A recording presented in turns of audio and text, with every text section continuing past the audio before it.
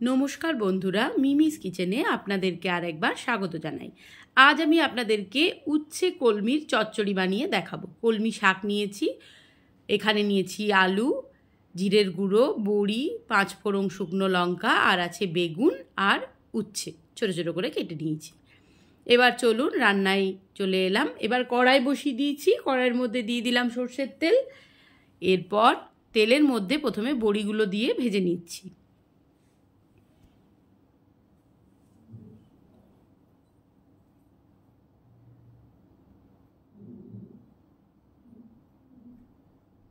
বড়িটা ভেজে লাল লাল করে ভেজে তুলে নেব। এরপর দিয়ে দেব উচ্ছেগুলো।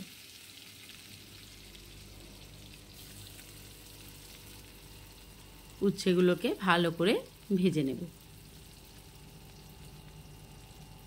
আপনারা কি বাড়িতে বানিয়ে খান উচ্ছে কলমির চচ্চড়ি? যদি বানিয়ে খান তাহলে আমাকে কমেন্টে জানাবেন অবশ্যই। আর যদি কোনো দিন বন্ধুরা না বানিয়ে খেয়েছেন তাহলে অবশ্যই একবার ট্রাই করবেন, খেতে কিন্তু খুব ভালো লাগে।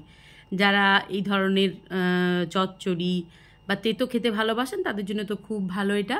আর দিয়ে দিলাম শুকনো লঙ্কা তেলের মধ্যে আর 5 ফোড়ন। এবারে বেগুন আলু যে কেটে রেখেছিলাম লম্বা করে সেটা ওর মধ্যে আমি দিয়ে দেবো। চাইলে এর মধ্যে একটু মিষ্টি কুমড়োও দেওয়া যায়, আমার কাছে ছিল না তো আমি দিতে পারিনি, আপনারা চাইলে দিতেও পারেন অল্প এক ফালি ছোট। এবার এটাকে একটু ভাজা ভাজা আমি করে নেব তেলের মধ্যে।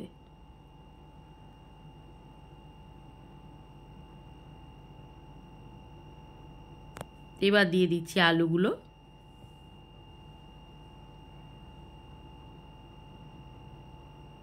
এবার একটু ঢাকা চাপা দিয়ে ভালো করে ভেজে নিতে হবে।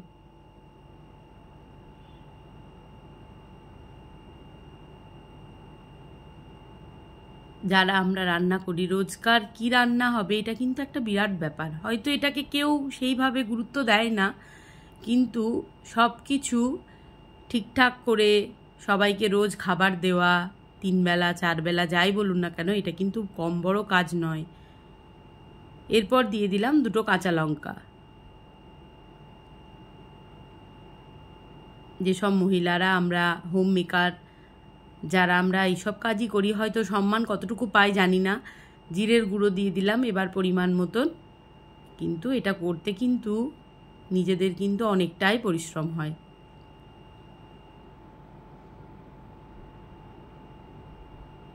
জিরের গুঁড়ো দিয়ে ভালো করে নাড়াচাড়া করে নিলাম। এরপর দিয়ে দেব কলমি শাক কেটে রাখা। আপনারা চাইলে কলমি শাকের যে নরম ডাঁটাগুলো থাকে সেগুলোও দিতে পারেন, যেহেতু এটা চচ্চড়ির মতন হবে, খেতে মন্দ লাগবে না। এবার দিয়ে দিলাম অল্প পরিমাণে নুন। বড়ি আর দিয়ে দিয়েছি, বড়ি নয় ওটা দিয়ে দিলাম আমি বাতাসা, 2 গুড়ের বাতাসা আমি দিয়ে দিচ্ছি। এবার আমি ঢাকা বন্ধ করে দেব। জল দিতে হবে না, শাক থেকেই যে জল বেরোবে তাতেই রান্নাটা মোটামুটি হয়ে যাবে। আবার খুন্তি দিয়ে একটু নাড়াচাড়া করে নিচ্ছি।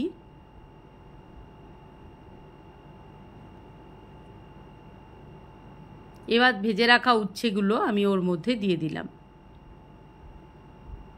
বড়িটাও দিয়ে দিয়েছি। সব মিলে আবারও একবার খুন্তি দিয়ে নাড়িয়ে নিচ্ছি।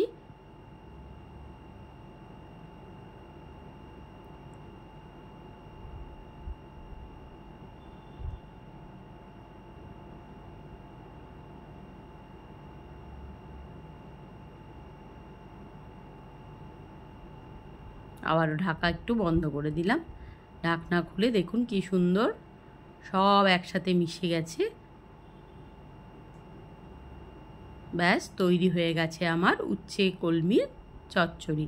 ভিডিওটি ভালো লাগলে like comment share and subscribe করে আমার পাশে আপনারা এভাবেই থাকবেন। ভালো থাকুন, সুস্থ থাকুন।